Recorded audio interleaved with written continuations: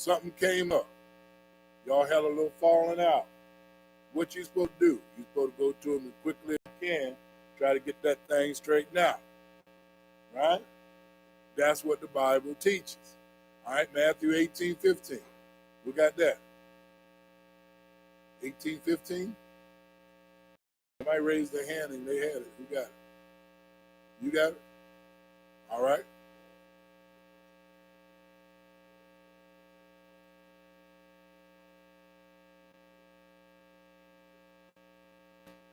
And happen if they don't. Next verse.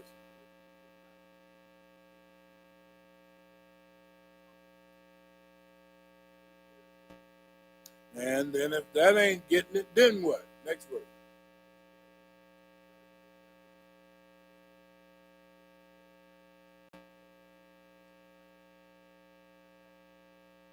All right.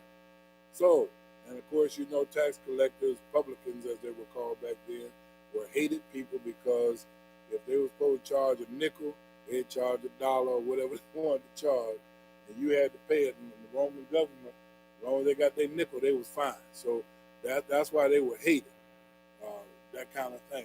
But the thing about it is this: 1, 5, 25, and 18, 15, 16, 17, 18. It teaches us this.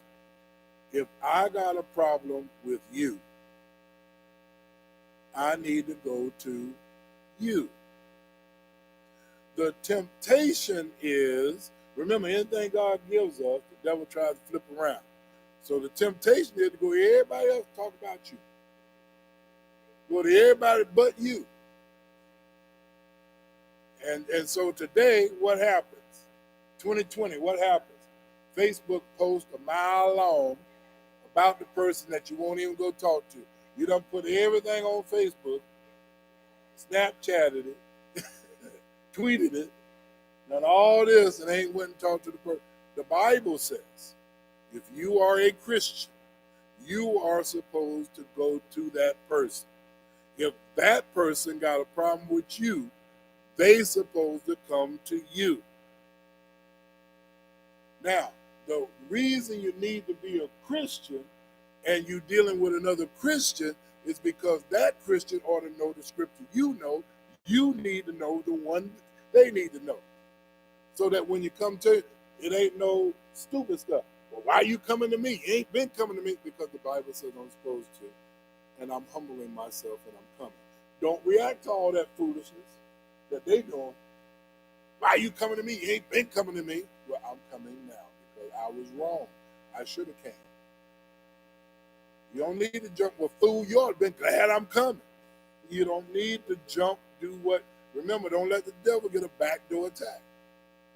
He already got them acting a fool. You don't need to act a fool with it. All right? So you go and you try to straighten it out. If you the one that's not acting a fool, don't start acting a fool because they coming. It's been 5 years and you ain't showed up. What make you think you ought to show up now? Be thankful that after 5 years, they showed up. Not my will, but what? Yeah. And oftentimes, if you don't watch that, what you'll do is flip it around.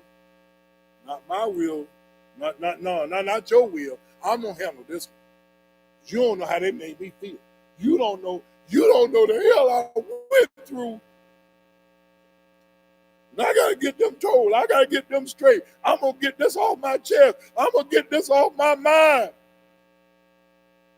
Okay? Now, after you've done all that, did it make it better or worse? Why? Because you didn't do it God's way and you trying to set out to make God a lie. It ain't going to work. Are y'all with me? Right. Then, first one, start there.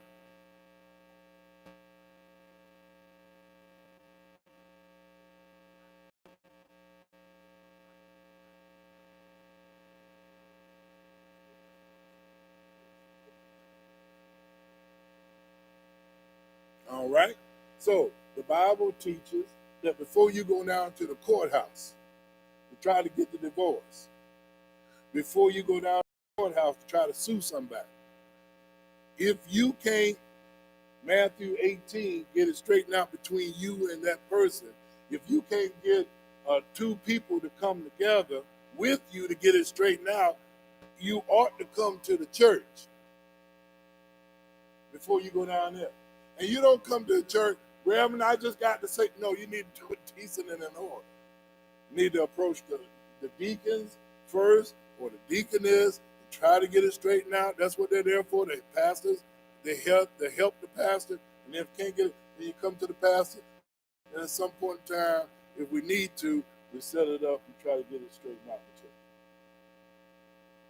If they got to go from the church because they can't listen to the church, it's not a happy day. It's a sad day.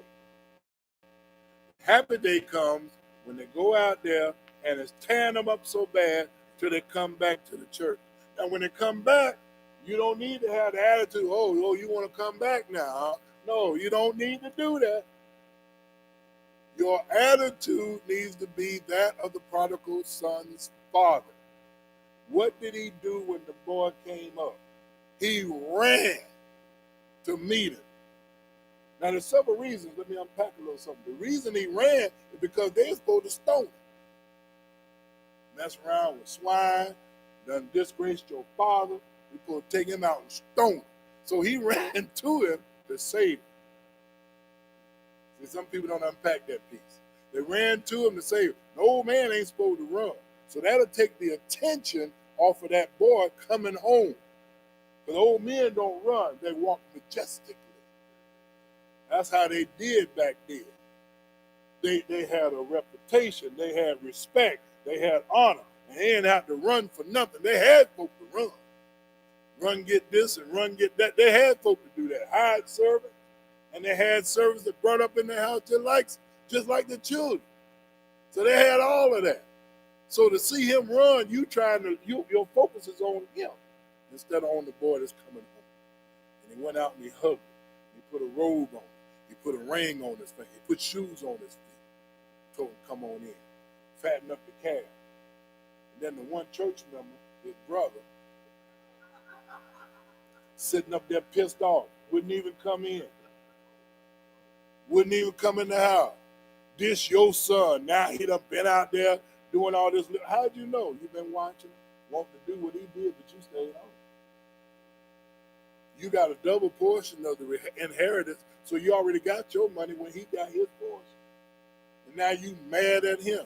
And that's how, if we don't watch it, we have to put somebody out of church. We ought to be crying. We ought to be looking for them to come back at any time. And when they come back, we need to fatten up the calf and be glad they made their way back home. This, my son, was lost. Now he's found. And when you come back, you need to come back correct. Look, I don't even deserve to be here. I don't deserve to be in a church like this. That's the attitude that you need to come back with. You don't need to come back. I'm back. Chewing on some gum, looking up. What you looking at? You don't need to come back with no stupid, nasty attitude. You need to come back humble. And we need to be just as humble. Because it could have been us. We would want some mercy if we came back. We want some grace if we came back. And so we need to have tears in our eyes of joy. This is just the first two verses. Ain't that something?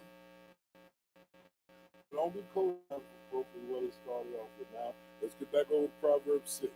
All right? Proverbs 6, we just dealt with co-signs and loan folks' money. Now we're in verse 3.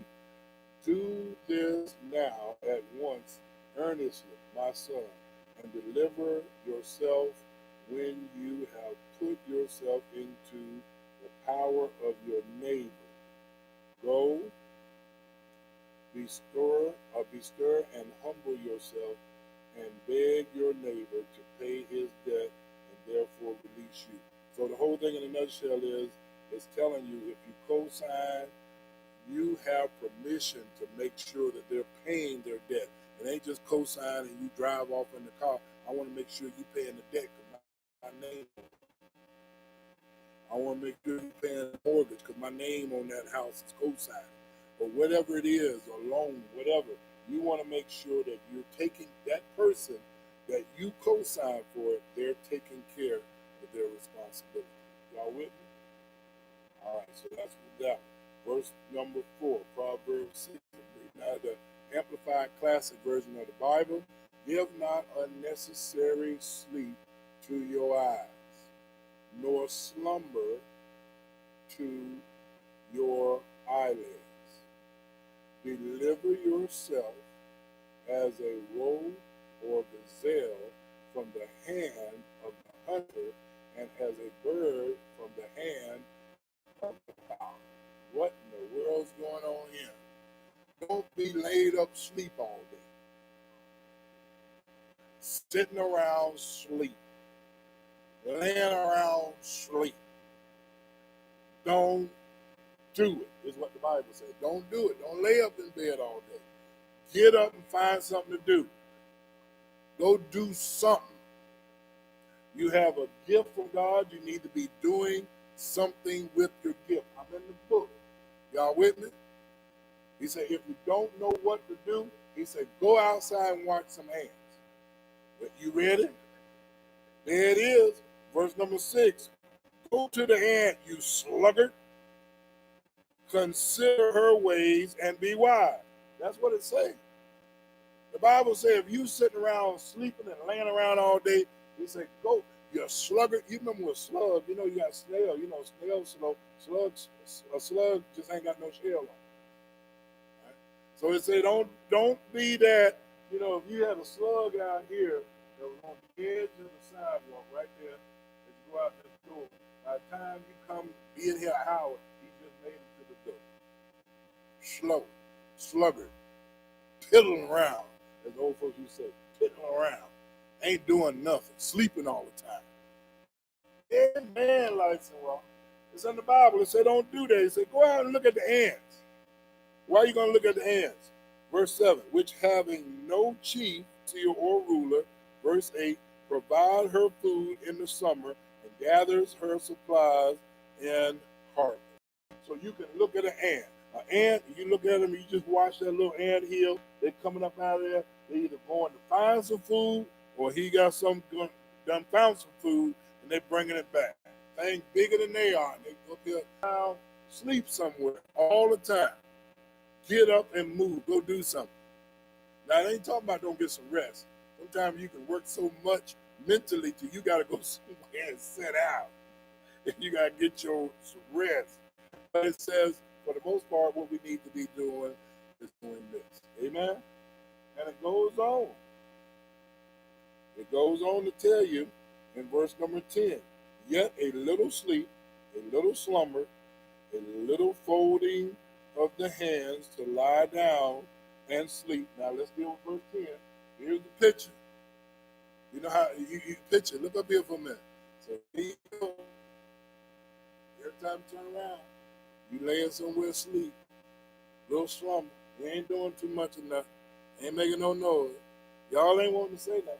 But here it is, arms all folded, and you just up here and you got your hands, and you just lay it down, slobbering all over the place. Hello, somebody. He said, if you keep that kind of lifestyle up, here's what you can expect. Verse 11, so will your poverty come like a robber, or one who travels with slowly but surely approaching steps, and your want like an armed man, making you helpless. You're going to be broke. You're going to be poor. You ain't going to be having nothing. Them the kind that walk around, as you know, I'm going to tell my age with this one. Some of y'all might remember this. Got a handful of gimme and a mouthful of much obliged. Y'all remember that from the old folks? See, I used to sit on their porches down here. They were born in 1870s and 80s and 90s. And they say walk around with a handful of gimme and a mouthful of much obliged. Much obliged. I appreciate that. Yeah, sometimes you only get to that because that get old after a while. It's gimme. And then Martin Lawrence made this when he was talking about romance. Let me hold something.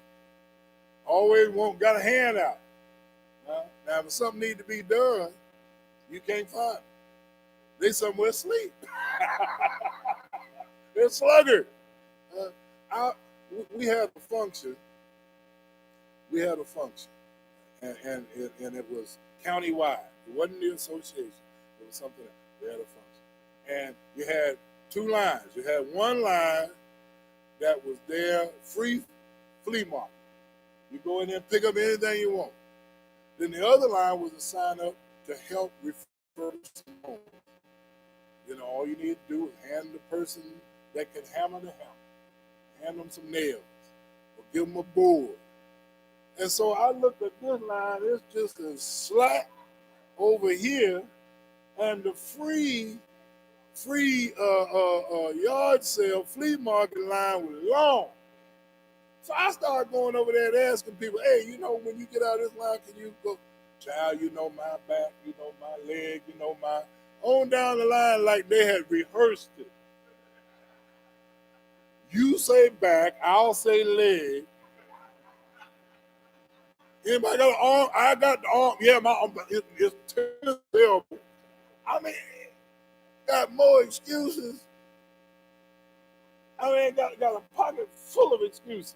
Why they can't go get in this line over here? It doesn't matter if you just stay over there an hour, 30 minutes, just helping, put in a window pane, or just help do something, unload the truck. I mean, that's all you, go load the truck, unload the truck, something. You didn't have to do it all, but couldn't get no better. And if you live that life, the Bible says, not Pierre, make sure you quote me right. It's in the book right there, Proverbs 6. You're going to be broke. You're going to be poor. You're going to be driving around the hills. You know, that's what's going to happen. It's going to come to you. All right? It's going to come to you like an armed man, like somebody getting ready to rob somebody. And it's being robbed because you're not doing what you're supposed to do, right? Verse 12, a worthless person, a wicked man, is he who goes about with a perverse, contrary, wayward mouth. I ain't going to say who I'm thinking about. A worthless person. A wicked man. Yeah.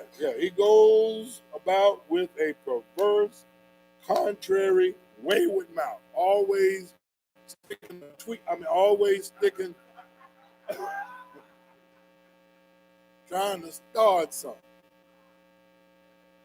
Just crying shame. Notice what he does. He winks with his eyes. He speaks by shuffling or tapping with his feet. He makes signs to mislead and deceive and teaches with his fingers. He ain't trying to start nothing. He ain't trying to do nothing right. He winking, you got me, right? You know, shuffling around, making a lot of noise, ain't going nowhere doing nothing. Remind me of the bicycle when we used to turn upside down, turn the pedal, ain't going nowhere. Or just put it on the kickstand and you just pedal it and it ain't going nowhere. That's how some folks do. The Bible said don't do that. Either you can find yourself maybe used to be like this, or surely you can picture somebody that you know that was like this or is like this. He said don't do that because it's not going to go well for you. That's what I love about Proverbs. It don't only tells you not to, it tells you why and what's going to happen if you keep doing it. And it ain't my fault. It's what he said would happen nearly 3,000 years ago. Y'all with me? All right, so here we go. Verse 14. Willful and contrary is his heart. He devises trouble, vexation, and evil continually. He lets loose discord and sows it. Always keeping people against each other. That's what it do. Huh? Gotcha. Oh my Lord, have mercy. Woo. Yeah, but that sowing discord. Look up here. They got a little group over there. They go over there and start something with this one. They got a little group over there. They start something with this one. And they always got something started. They always got some mess going on. You know, The worst kind of this is called a Jezebel spirit. Now, Jezebel spirit can be a man or a woman. It's found in Revelation, and it reverts back to Kings, but it can be a man or a woman. And what they do, here's how a Jezebel spirit works. You start something over here, you got this group mad. You go over here, you start something, you got that little group mad. You go over here and got this group mad. And everybody turn around, they're mad. And then you bring them all together and hope they don't talk to each other. Because you don't want to get nothing straight.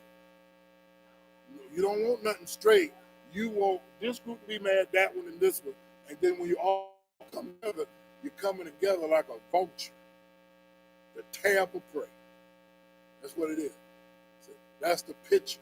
Sowing seeds of discord. I can't stand stuff together. I'm mad if you try to get together. I'm mad if you try to work it out. And then if you catch them on it, child, now y'all know that I wouldn't do nothing like that. I've been here all my life, and I've done my best. I've seen people do it, and a tear rolled down, and look up here, and it went like this. See if I was looking.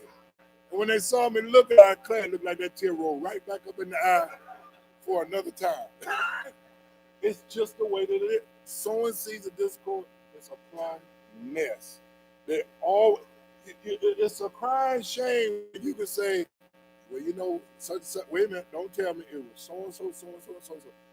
How did you know? Because every time something go on, and they'll do it at this church, they go to another church, they'll do it at that one, the one they came from before they came to this one. Are y'all hearing me? It's a track record. And that's what it is. And they go around sowing discord. They vex, they devise trouble. I'm in the book. It's right here. Right? Look at verse 16. Now, this is when it gets deep. Because all of us have been part of this at some time or not. And we're in process. Verse 16. 15. Yeah, I just did 14. I'm sorry, 15. And 16 is the one I'm getting ready to talk about there. But 15, let me get here, finish this out. Therefore, unto him shall the crushing weight of calamity come suddenly. Suddenly shall he be broken, and that without remedy. If you are in that group that I just made mention of, get out. Because what happens, it comes suddenly. It seems as if it was all of a sudden, but it's been working up. And you know why it's been working up to it? Are you ready for this? Because God's been extending mercy. He extends mercy for you to get out. It's like, stop the car, let me out. No, we go stop the car, let me out. And then you read in the paper what happened to them in the car. And it would have been you too if you had stayed in that car. It says it's going to happen suddenly. And all of a sudden, boom, there it is. It just came up. It came out. So he says, get out of that situation. Because if you stay there, look at what it says. Therefore unto him shall the crushing weight of calamity come suddenly. Suddenly shall he be broken and without remedy. That's why you need to pray for folks. When you are a mature Christian, you don't pray people down, you pray them up. Because if they knew what they were headed for, and you're supposed to be a Christian, you're supposed to know, pray for them. Lord, help them to come up. Help them to start. Help them to come around to get this your way. Not my way. Your way. That's what you're looking for. You don't want to jump on the devil's bandwagon. What does Satan do? He's the accuser of the brother. I knew she wasn't going to never be nothing. I knew he never was going to be nothing. Why are you on that bandwagon? Get off. Don't get on that one. He ain't gonna never make a. He ain't gonna never amount to nothing. Look at it. You just make me sick. You just. Why are you talking about your brother and sister like that? Lord, please help him. Please turn him around. Lord, if I'm doing anything to cause it, Lord, fix me. Get me straight, Lord. Why you fixing on? Since you're in the neighborhood, help me. My ways are not your ways. My thoughts are not your thoughts. This is stuff that is for mature Christians and Christians that are mature. Immature, this ain't going to make no sense to you. You ain't going to want to do this mess. This stuff here is going to be like, no, I'm going to get her. She going to know. She going to know. Tell you what. I'm going to fix him. He going to know he been fixed. He ain't going to never do nobody else like that there. That's that talk. No, Lord, have mercy. Because you had mercy on me. If it hadn't been for your mercy, I don't know where I would have been. If it hadn't been for your grace, I don't know where I would have been. Are y'all hearing me today? And listen, that's why when you dealing with people like on this list, they think you like them. That's why they can't understand how come you ain't flipping and tripping. That's why they can't understand how come you ain't, I'm cussing you out, why you ain't cussing me back. But what you got coming, I don't want no part of that. I'm praying for you. I don't need you praying for me. Oh, I'm praying, okay, God, I'll be over. Go on back to your business and pray. Because if they don't turn around, look, you ain't got to deal with them. God will deal with them. He's not dealing with them for you. He is dealing with them because they're in the way of what God has for you to do. And he can move anything, anybody out of his way. He can leave you in position and still go on and do what he's going to do. Hello, somebody. He can leave you on the job and still go on and do what he's going to do. He can remove you from the job, do what he's going to do, bring you back in after he done what he did. Hello, somebody. God can fix this thing, but you got to let him do it. Now this is the tough one. You thought that was tough. Look at this. Oh, I got to finish this up. Verse 15. And without remedy, can't nothing get it back fixed. Listen, you can do stuff, get saved, and turn around, and because of the consequences of what you did, suffer for the balance of your days. It's like getting to the hospital after you robbed the bank and you got shot, and you got to the hospital, you got to jail, and you got saved, but you may have to spend your life incarcerated. Or you may get a break and get out, but you got to walk with a limp the rest of your life. Are y'all hearing me? There's consequences. And the Bible is pointing out the consequences. Now look at verse 16. This is something else. These 6 things the Lord hates. Indeed, 7 are an abomination to him. So now what's an abomination? Make me want to just throw up. You make me sick. So this is stuff that God said just makes him want to throw up. And anybody around him that's like him, they want to throw up. So what's the point of that? If it's an abomination to God and it's just business as usual to you, you're in trouble. What make him sick ought to make you sick, ought to make us sick, ought to make us just not even want to. That's what the Lord is saying here. So let's go down this list. What is it? Verse 17, a proud look, the spirit that makes one overestimate himself and underestimate others. The old folks used to say you just look down your nose at people. Every time you turn around, you people over there. You know, y'all just make me sick. Y'all ain't nothing. I don't even see how y'all came in here wearing that. Y'all ain't want to say nothing tonight. how you come in our church? Like he didn't shed his blood for that. No. That's what them people say. We got to be mindful of that, Robert. If you want to adjust the hair, I don't think they'd be upset. I'm fine, but I see folks throwing cooks on me.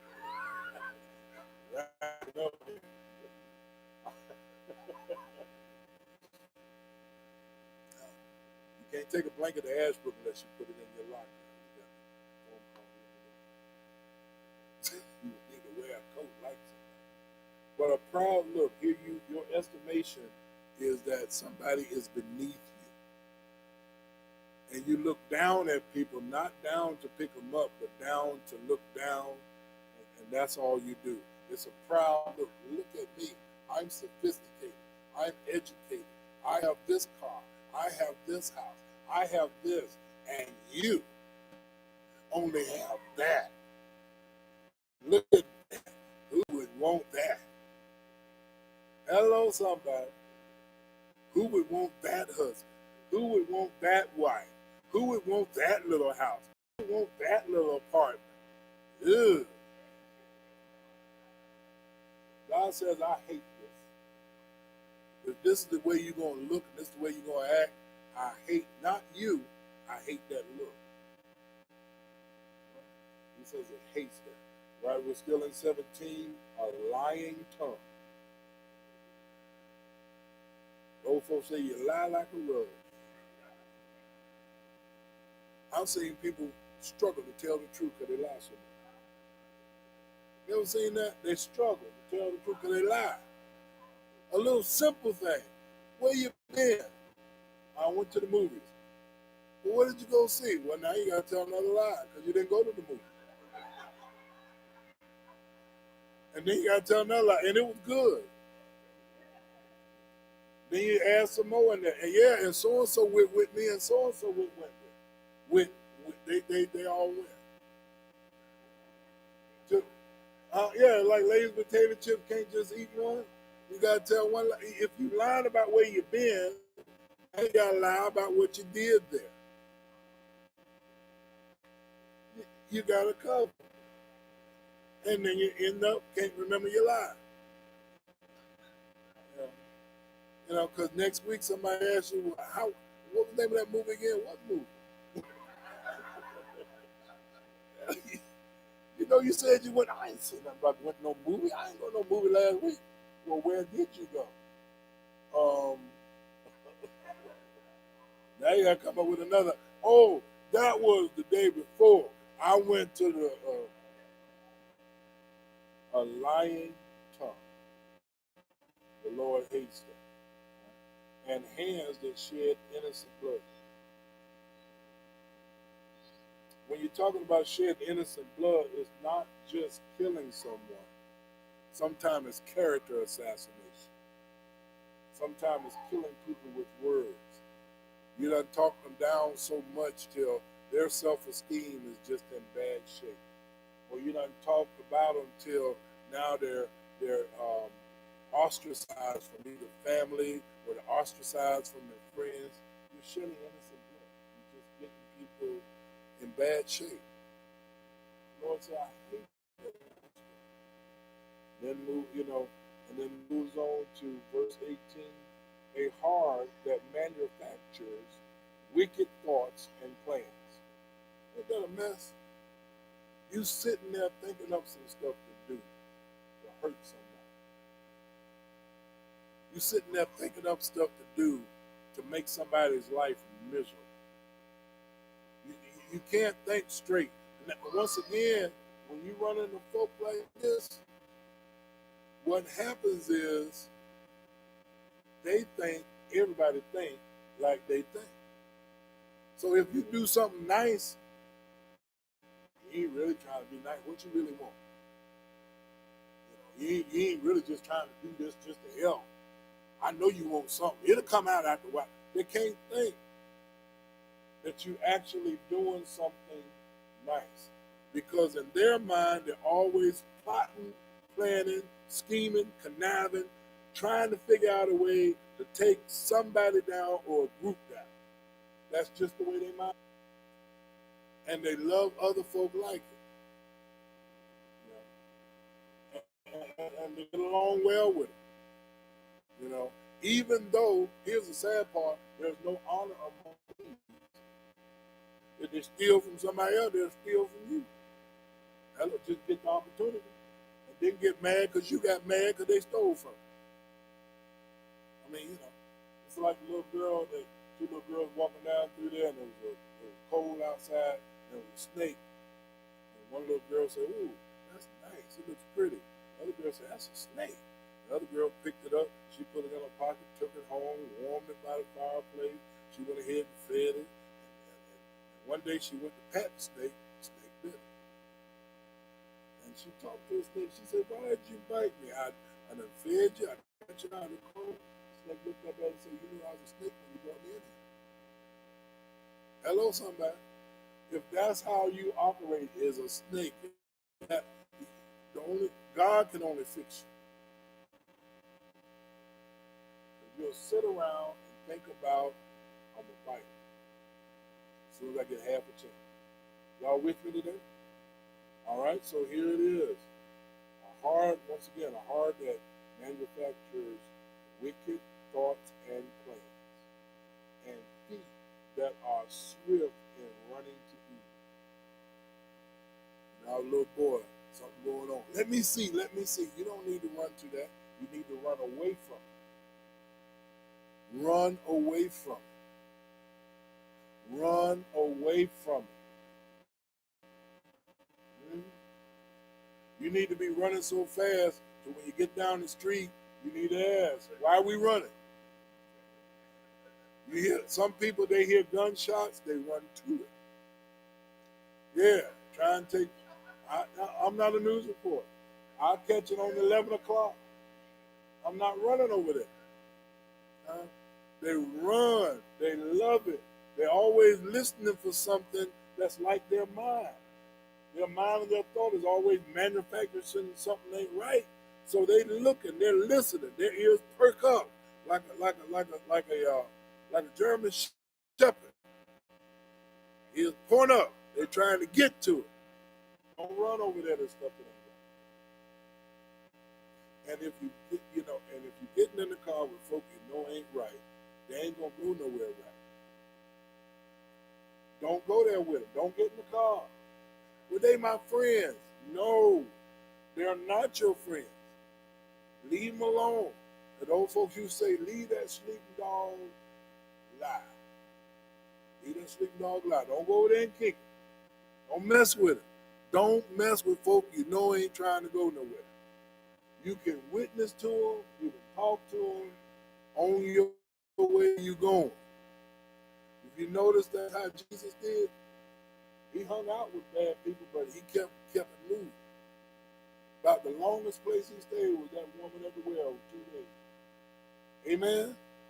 Yeah, he stayed there about 2 days. But the rest of the folk, he kind of on the move. He'd sit, he'd talk, he'd teach, and he'd go on somewhere else. He wasn't hanging out. You know what I'm saying? He would enjoy the company of Matthew's friends, but it was to get them to come on with him. He wasn't going to stay there with what they were doing. You know what I'm talking about? All right. So, because when Matthew, the tax collector, got saved, he threw one more last big part. Invited all his friends. And then Jesus was over there. He was sitting there talking with them and enjoying company, but he was leading them away, those that wanted to go. All right? So here we go. Verse number 19. A false witness who breathes out lies, even under oath. Ain't that something? You know, this is different from the one that just lies. This one here lies under oath. They know they lie. They don't put their hand on the Bible. You swear to tell the truth, the whole truth, and nothing but the truth, so help you God? Yeah. Well, where were you on the night of? Here comes a lie. The Bible says he breathed out lies. Just breathe them out. It just come natural to you. It's bad when a lie just, you feel comfortable telling it. Just feel right, just at home. But this is you. He said the Lord hates this. If you're going to be an eyewitness to something, then you're lying about it. But then here comes this other one back up in the list. And he who sows discord among his brothers. That's the one that really gets it. You going out, you see, if you ever sowed seeds, anybody ever sowed seeds? When you go out, you put your hand in that bag and you just throw it. And you walk another little step, you just throw it. And you're just throwing seeds all over the place. And that's what it is. You don't know who, you're not really trying to hit anybody in particular, and anybody to pick it up will be good enough. You remember the parable about the sower went out to sow his seed? Some fell on good ground. So the thing is, if you sowing seeds of discord, some are going to fall on good ground and mess them up. They're going to go out telling stuff. I heard what I believe. And you know so-and-so did such and such. Just going out and just sowing all that stuff, and it falls on good ground, and then the next thing you know, you get a person on tour. And then you sitting around looking like wood. The Bible says he hates that stuff. All right? Moving right along. Verse 20. My son, keep your father's God-given commandment and forsake not the law of God your mother taught you. Right? He's saying, look, you ready for it? Come to Bible study. Come to Sunday school. Come to worship service. Learn how to live the way God said live. And don't depart from it. Don't go other places you ain't got no business. How close you need to keep it to you. Verse 21. Bind them how? Continually up on your heart and tie them about your neck. That was it. You got to keep this stuff close. Because when something happens and they offer you to get in the car, you need to have this stuff close enough. Get this. Look up here. Don't miss it. That a word from the Lord will come up and meet that circumstance and situation. And you say, I ain't gonna.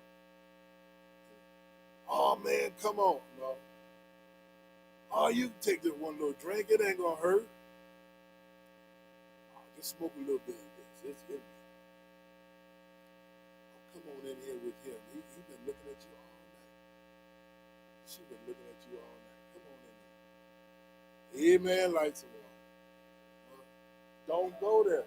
He said you need to have this word so close to you to when stuff comes up in life, you have a word that will come up and meet you at your point of need and will direct your paths. So you won't go where you don't need to go, and you'll go where you need to go. Am I helping y'all tonight? All right.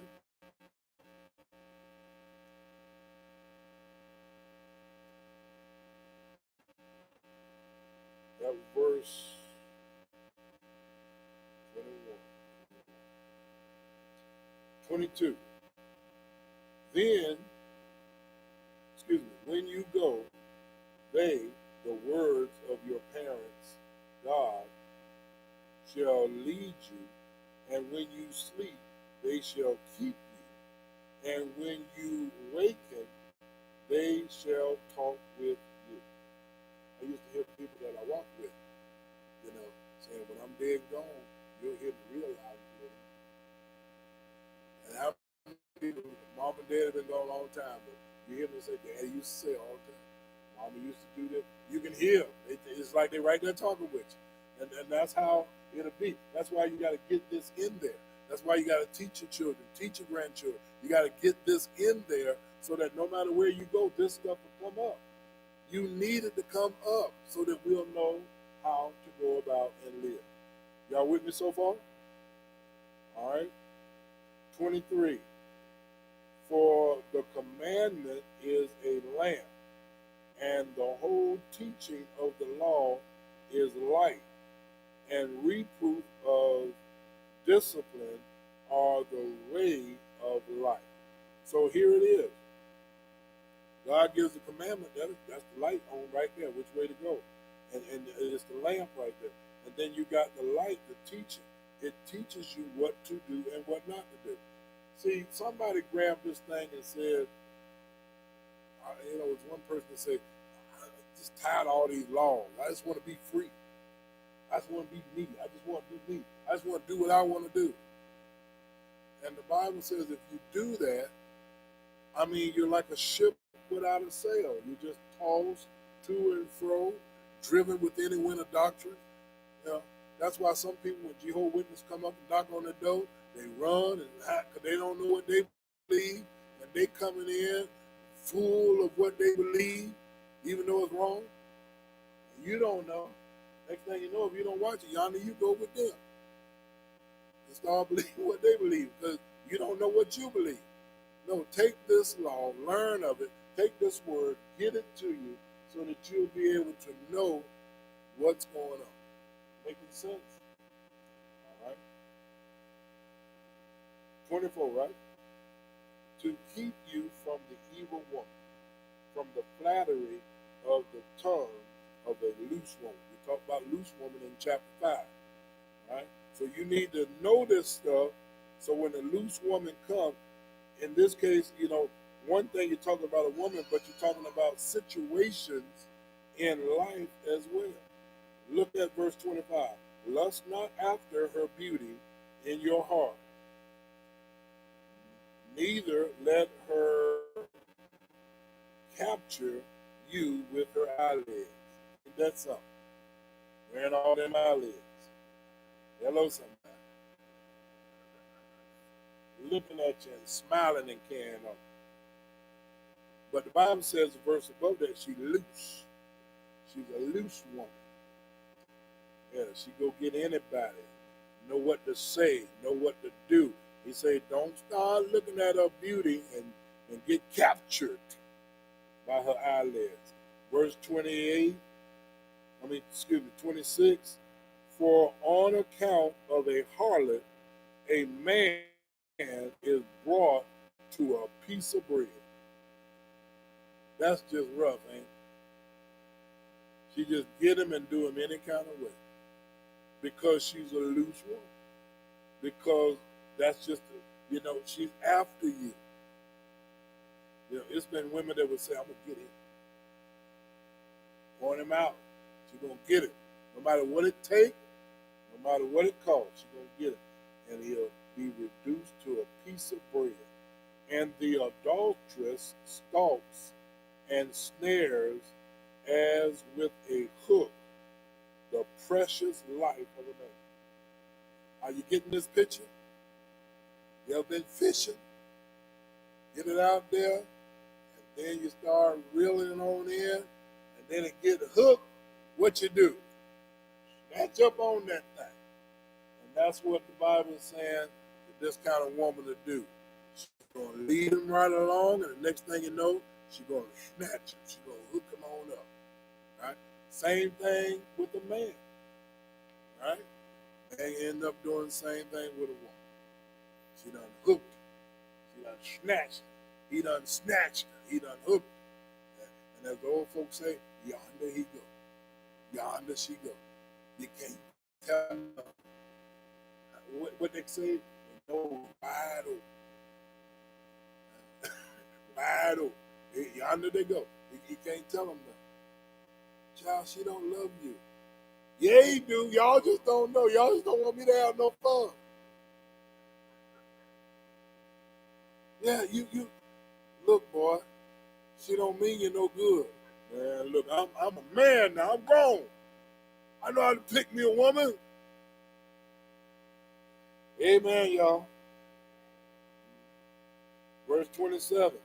Can a man take fire in his bosom and his clothes not be burned? In other words, you see she a loose woman. You see how she is. You looking at this man. You see how he is. And you going to take him on in. And you figure you ain't going to get burnt behind this? You figure you're going to be all right?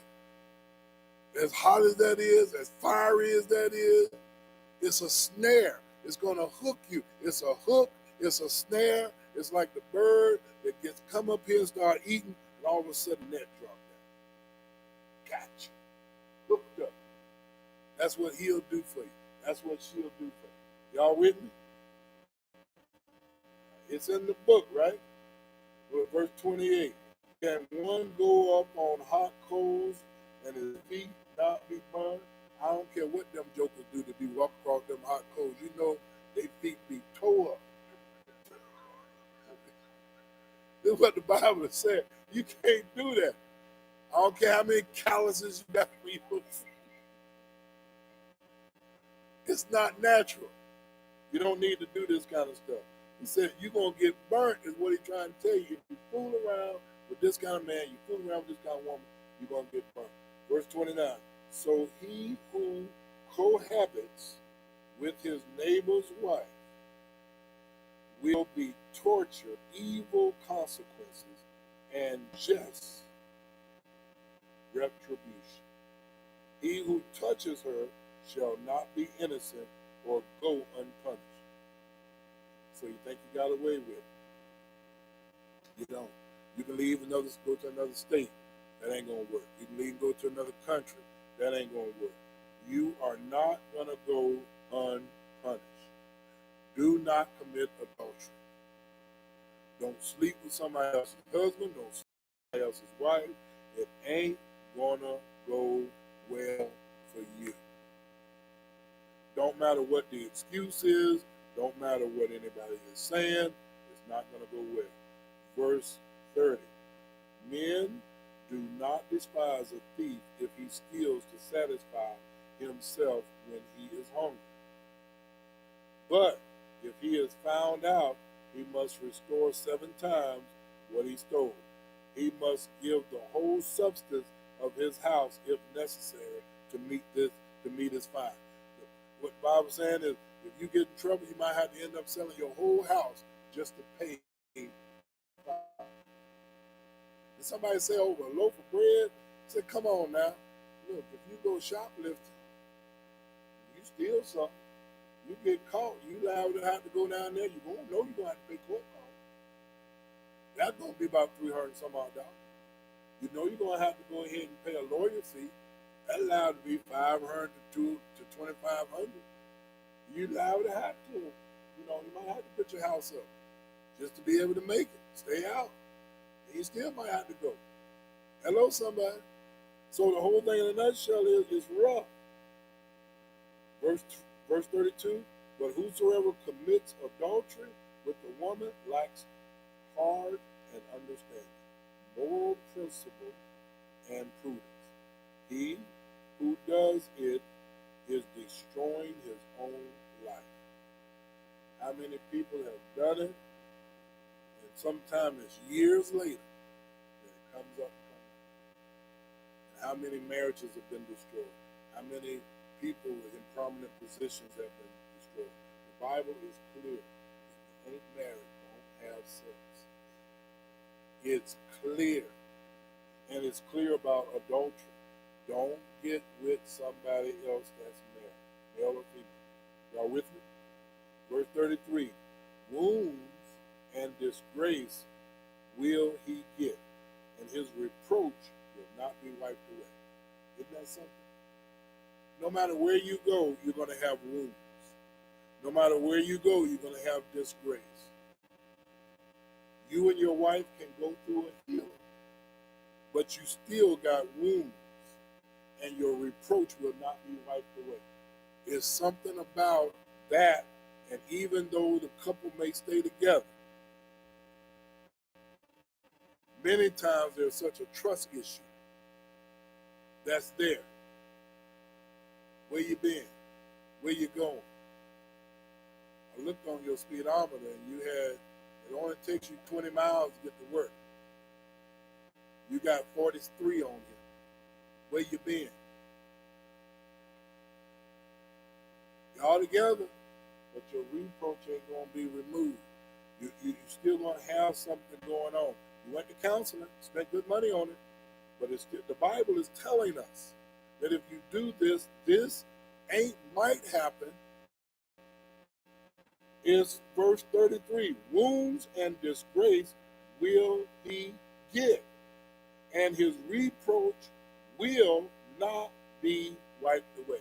Saved, sanctified, filled with the Holy Ghost, on your way to heaven, but you still got these scars. Verse 34, for jealousy makes the wrong man furious. Therefore, he will not spare in the day of vengeance upon the detected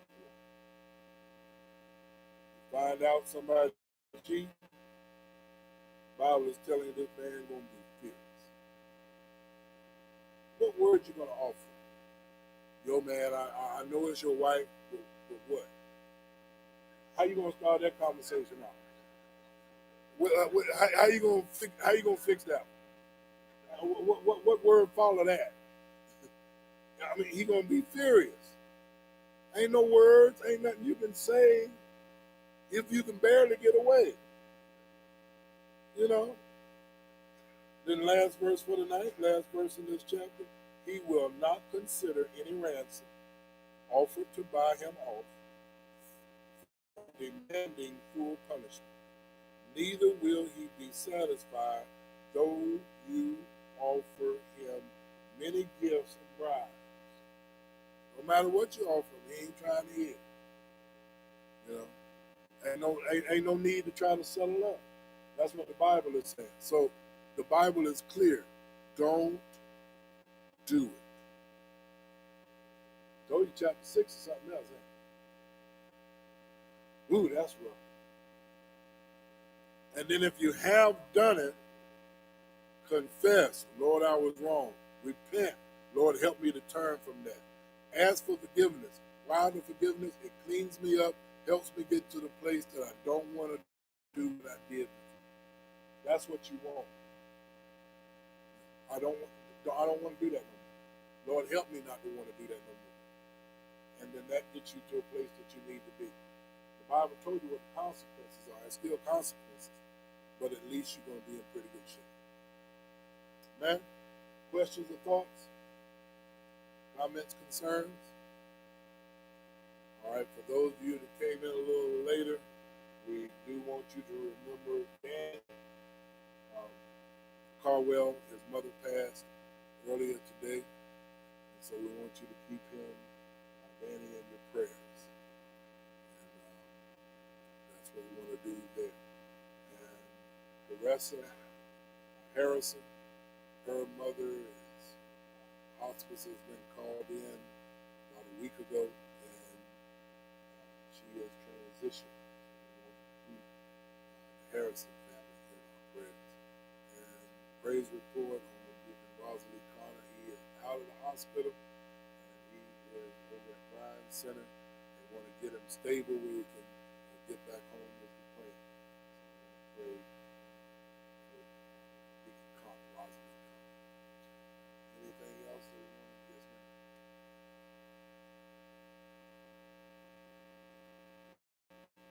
Yeah. All right. He's cancer free. Bless the Lord. So he's Tennessee, Kentucky, Alabama. We're going that way. So we're thanking God for that. All right. Anything else? All right, y'all drove up on a lot. Y'all saw our blessing out there. So we're thankful for the, amen. And I'll come right there. As I tell y'all all the time, you can't compare yourself to other churches. You know, a church can be in a season that another church is just not in. And it's okay. Enjoy your season while you're in it, and allow God to go ahead and realize that you're blessed to be a blessing to somebody else. So we're thankful, and we're checking with the member to see if they want to go ahead and be acknowledged that they're the one that went ahead and did what they did, but we're thankful for what they did. And God has blessed real good. And, questions may come up in church meetings and things. Get the answers in here rather than out in the parking lot down there by the roads. Make sure you get it in here. And try to make sure you answer. So everybody be on the same page as much as possible. All right.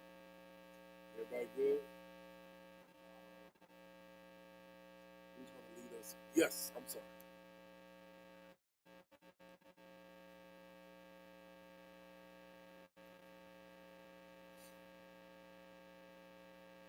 Purpose.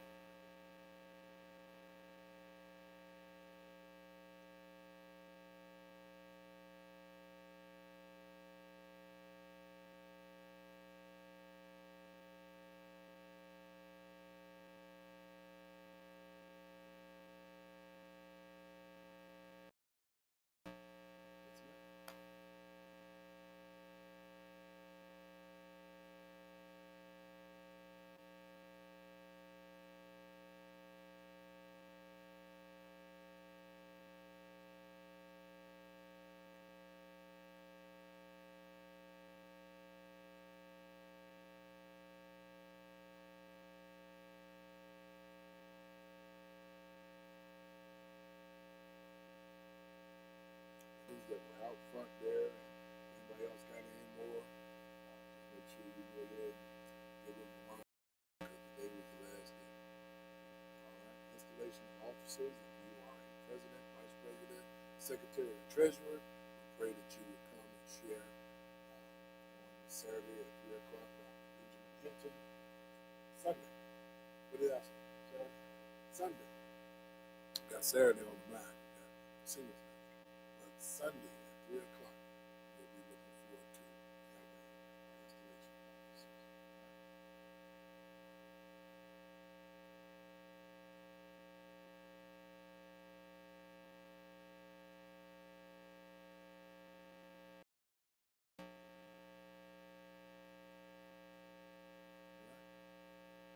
Everybody good? Couples, check your couple group meet. We got a function at 6. So we look forward to making on out. A lot going on. We're thankful about it. Everybody good? All right. Who's going to lead us in prayer?